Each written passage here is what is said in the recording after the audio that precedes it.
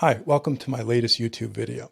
Today I'm delighted to have Anoushka Marcin as my guest. But before we begin, I would really appreciate, Anoushka, if you can tell our viewers, our listeners, a little bit more about yourself. Thank you so much, Ross, for having me here today with you. So my name's Anoushka. I'm a trainee psychologist, motivational speaker, and I'm also a YouTuber. And I talk quite a bit about toxic relationship, particularly with narcissistic presentations. I'm a big believer in empowerment and motivating self, that we can actually level up and live the life that we have always dreamed of, only if we let ourselves. I have to say, one of the things that drew me to your work was, first of all, you're down-to-earth, real person, the empathy and the compassion for what you do, but you are a clinician. You are working to get your PhD. You have the experience, the background, the life experiences of someone that understands the value of mental health services and bases much of what I've heard of your work on both your unique points of view, but they seem couched in like real mental health. And because you're up and coming and doing a great job on YouTube, I just want to thank you for that, because there's just not enough people like you out there. So today we're going to talk about intimacy, sexuality, not so much as the topic by itself, but how it impacts someone's self-love deficit disorder or codependency. And I know we've already had discussions about this, and I think there's a lot to be said. Where do you think we should start this whole conversation? Let's talk about perhaps maybe how codependents find themselves with narcissists, and how that whole dynamic of intimacy plays out, and how the codependent feels that they so want that connection with the narcissist, but the narcissist is unable to give it to them. Right. So they're seeking safety, what I call love, respect, and caring. By the way, for those who aren't familiar with my definition for codependency, very simple and straightforward. A codependent gives all the love, respect, caring, and trust unconditionally, with hopes that it will be reciprocated. But because of the human magnet syndrome, they're attracted to a narcissist who is unable or will not reciprocate. Then they stay in a relationship. So with that, we can talk, I think, more about intimacy. They give all of this with hopes that they're going to get something back. And so where do you think is the beginning point in these new codependent narcissist relationships where things go awry, especially on the intimate level? Because we know that intimacy is almost always the beginning of any exciting relationship. Of course, of course. I think what happens to the codependent is that they are love bombed, and they are put on a pedestal, and they are seen for the first time in their life. And this is all the codependent has ever wanted, is to be seen. But then it's by a love interest, someone that they, like they are beginning to, have feelings for. So when someone, becomes like that, they're put on a pedestal, they become obsessed with that person, they go over and above to give the codependent attention. This feels good. This feels amazing. And this draws that person in. And then they feel good about themselves. But then very quickly, we learn that actually all of that is taken away. And so the codependent then scrambles around to try and make up for it, thinking that they have to fix something because they've done something wrong. So which is why they go into kind of like people-pleasing behaviors. Right. It actually reminds me of the joke that my dad said that I often say, what starts off as a soulmate ends up as a cellmate. In other words, that's a very good saying. Yeah, because of the human magnet syndrome, there's an attraction, and it is a deep, intense feeling of chemistry. It's a feeling of knowing each other. It's a feeling of excitement. It's a paradoxical experience of safety, not because it actually objectively is safe, but because the codependent can walk in their sleep, close their eyes, and know exactly what to do with a narcissist, because that's how they spent most of their life. So they come together with this intense chemistry. And then from the chemistry, and this is a term that Dorothy Tenoff coined, and I use it all the time, is the human experience of limerence. And that's normal in all beginning relationships where you're feeling like you're walking on air. You cannot stop thinking and craving to be with that person, that you can't sleep or eat beautiful, loving feelings. But for the codependent and the narcissist, that is exponentiated because they have been living in such a void of that same feeling most of their lives. The lust is another part of the response. Each one of these can be traced to different parts of the human brain. And then lust, it seals the deal. And now codependents and narcissists who got attracted to each other through chemistry, through limerence, are enmeshed, and through sex are connected in this enmeshed relationship. Then something happens. As you were talking about, the narcissist takes off his mask or her mask, and all of a sudden, they're not as happy as they used to be. Have you seen that whole process, or do you see that a little bit differently? No. I completely agree with you. That's exactly what happens. The attraction, the chemistry between a codependent and a narcissist it's like no other, and it becomes very quickly quite addictive and obsessive. But the thing is, whilst it's happening, it is amazing, and you don't even know that you're in it. All you know is that it feels just amazing.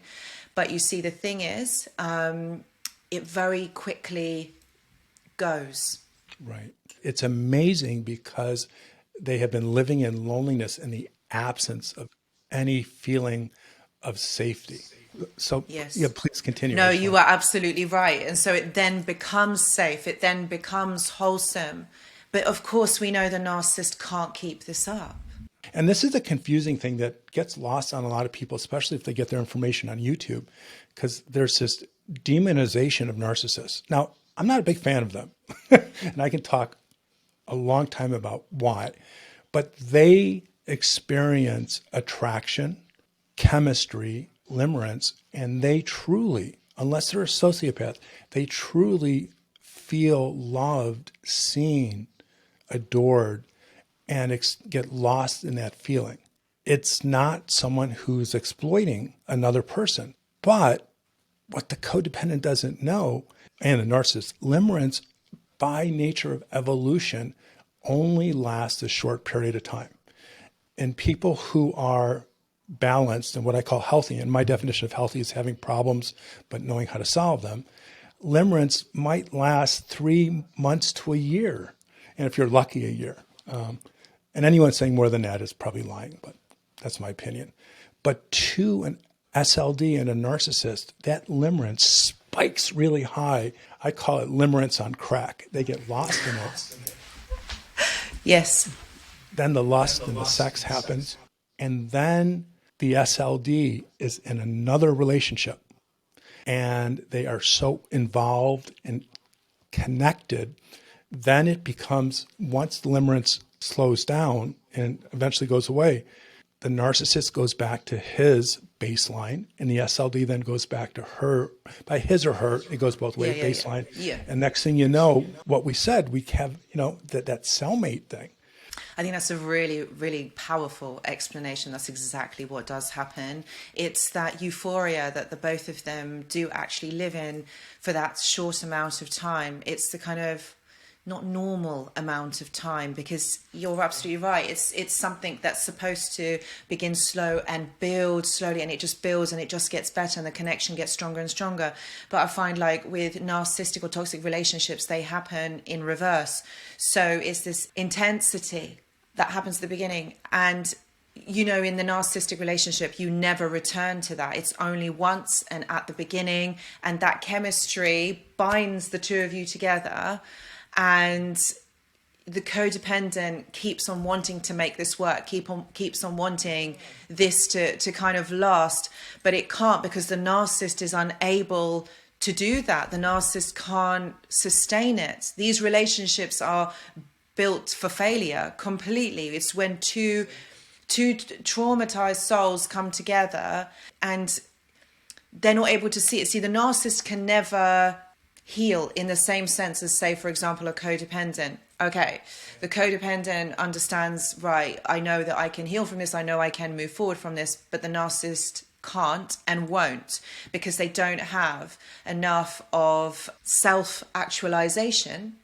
So self-actualization, awareness, being able to retrospect, being able to really understand, take yourself outside of your body and really like just understand that actually, do you know what, my behaviors, being like this has caused perhaps maybe these scenarios to play out. See, a narcissist can't do that. They can't take themselves out of themselves to be able to see it from another's perspective. It's always externalized. It's everyone else's fault that they are like this, because they have these big protective walls up. So it's always everybody else's fault and never their own. And that will never change. They basically externalize everything, whereas the codependent will internalize. Right.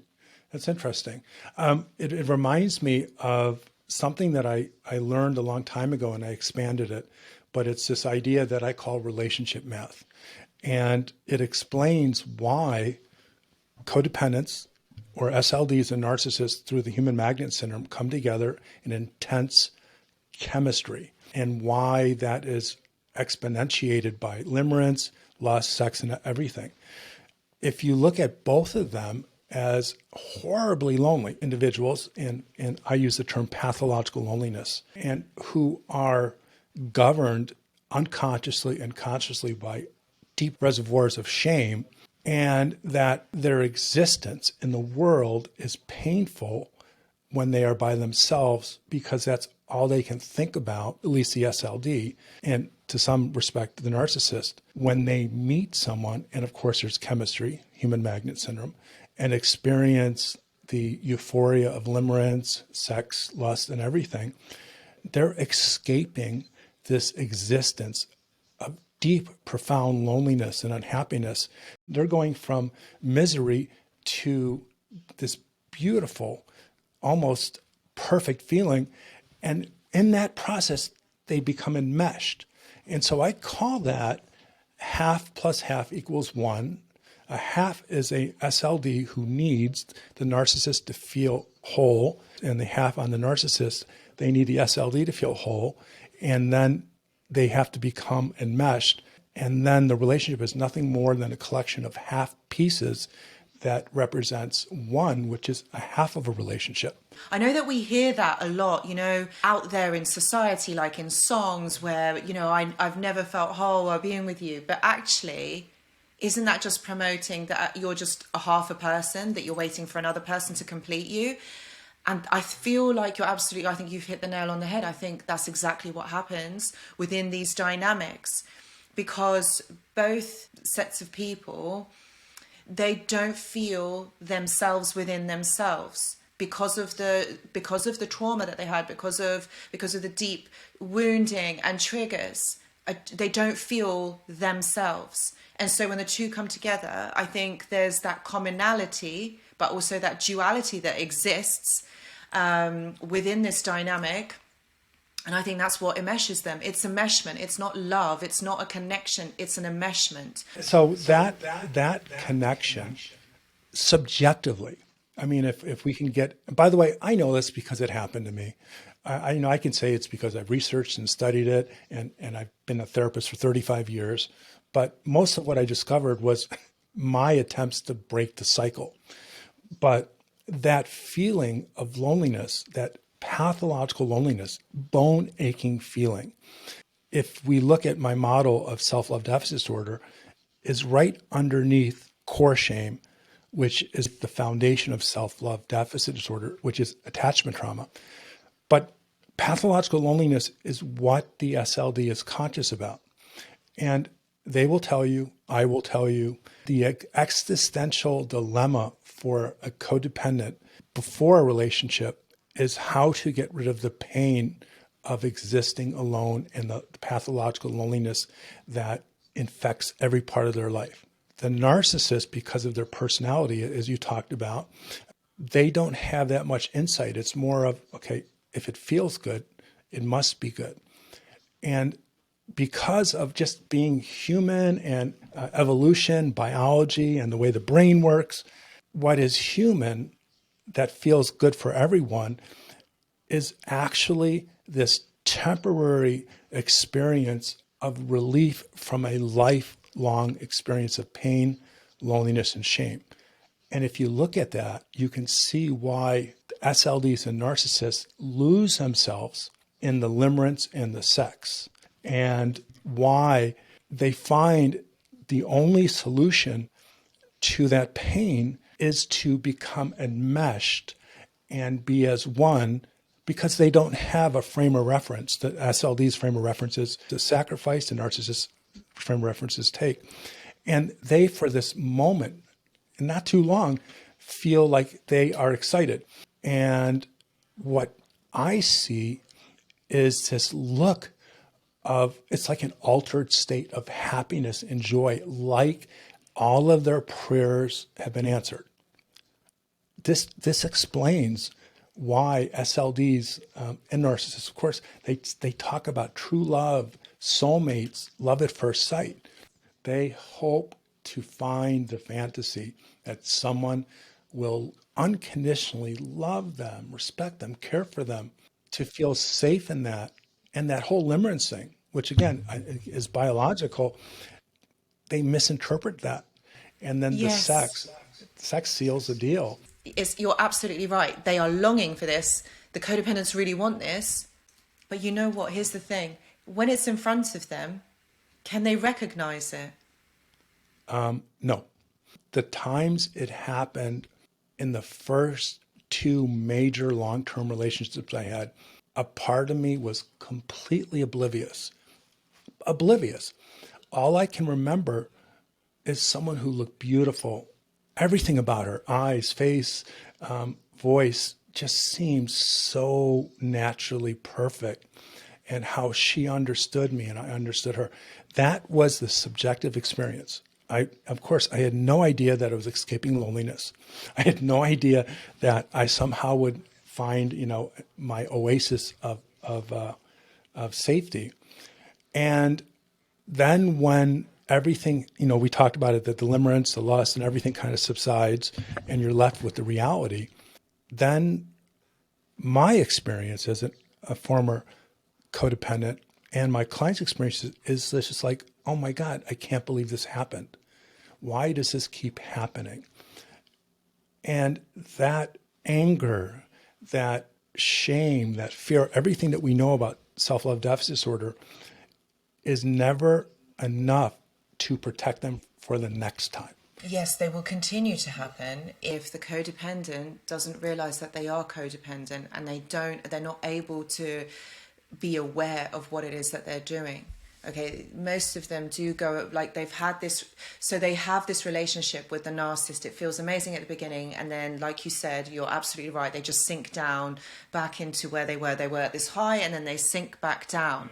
Okay, and then also a lot of them go in the mill, so meaning that they get discarded by the narcissist and then hoovered back again, get discarded by the narcissist, get hoovered back again. And this song and dance can happen for weeks, months, or years, until the codependent thinks, right, I'm done. So then they get into another relationship, usually with another narcissist, maybe not so overt or maybe not so covert as the last ones. They go for the opposite, but what they don't realize is that there's different levels of narcissist. And so they will repeat the same patterns because, again, they've been so low in this, they've been in this dynamic for quite some time, that they are seeking someone to make them feel good again. It's not until they are completely broken down, everything's taken from them, that they actually are able to think, oh, hold on a minute, why is this happening? That they then realize, so it's the trauma, the emotional trauma, that cracks them open, and then they have to build again. I don't know if this is a true enough story for everybody, but I'm generalizing here. Oh no, I think you're spot on. But so when they have that brokenness, and boy, I can remember those moments, and for so many of them with my clients, there's insight into what have I done. But what it does is it validates their shame. And if you throw in gaslighting, throw in fears, insecurities, the idea that codependency or SLDD is an addiction, And, we can talk about that at another time. And understanding that if you should leave and you believe you're essentially not lovable, you're going to experience that loneliness again, which is the withdrawal symptom. Then all that insight that you're talking about, all that learning, it gets overpowered by your fear. Either the fear that was inculcated through gaslighting or the fear that you've experienced your whole life of being alone. And that's why they stay. The foundation of this problem is the lack of self-love caused by the unconscious influences of attachment trauma. So unconscious, they're dissociated. They don't know that what keeps drawing them back is more powerful than conscious thought. And so they can benefit from excellent psychotherapy and such as by a person from you. But when we get them ready to meet the next person, they're going to have the same thing that every other SLD has. And it's what I call the broken picker, or the phenomenon that my therapist once told me, falling in love with the same person, but with a different face. And no matter how much they learn, no matter how much they progress, those deeper unconscious experiences infect this human magnet syndrome process. This is why product placement, and for you that I'm showing my book, but this is why my book is moving to its third edition, and it's in 12 languages, and it has sold a lot of copies because no one has an explanation. It just keeps happening. And if it keeps happening, you have your own story, your own narrative. And so my ambition in writing my human magnet syndrome books is to give people an explanation. And I don't mean to generalize, but 90% of the people that read it go, oh my gosh, I now know. I now have it in words from my experience. Before we finish up, I just wanted to say that it's been a really interesting discussion that we've had about codependency. I hope that a lot of people who are listening today will be able to kind of understand and be able to identify what's going on for them and be able to get, the help and the resources that they need or that they want to. But just wanted to say that actually there are things that you can do if you find yourself, in codependency, if you find it or you identify as codependent. I think the first thing that you really have to do is kind of understand that it's not your fault. It's not your fault. That is such an important suggestion. Spot on. Because what entraps codependents in these relationships, whether it's real or not, is this belief that it's all your fault. And because it's your fault, you might not do any better than what you have. So absolutely, it's not your fault, but the solution requires the courage to understand that part you're responsible, and it keeps putting you with, as my therapist said, the same person, but with a different face. So it's about taking responsibility for moving forward from this, not blaming yourself. This is about understanding that this is something, an experience that you have gone through for a really, really long time. And now you don't want to be trapped in this prison anymore. You want freedom. And so this is what you're doing. You are buying your freedom. You are getting free. And this is what I mean about leveling up. It's about becoming strong within yourself, emotionally strong, independent, and knowing that it's okay, everything, you feel safe within yourself. So this ultimately, like with everything that I always say on my channel, that it is connection to self. It is all about that connection and trusting within yourself. It's about developing that relationship with yourself, because guess what? You are going to be in a relationship with yourself for the rest of your life. So you guys have to be good with one another. Right. So that's really what it's about. I think It's about having the courage to be. That's what I would say, and I'm going to end it on that. Well, no. I have to completely say how much I agree. That's why you and I decided to do this, because we have that common belief. I just want to just put a word to it. Everything you said, I use the word self-love.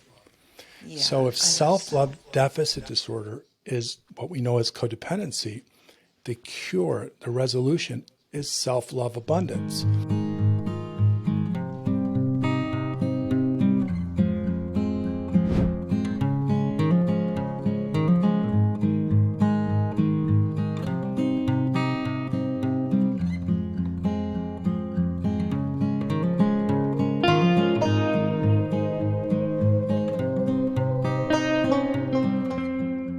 For all the listeners and viewers, check out Anoushka's channel and anything she does. You are going to be quite pleased with her passion, empathy, and actually really interesting and accurate information. I know I loved it.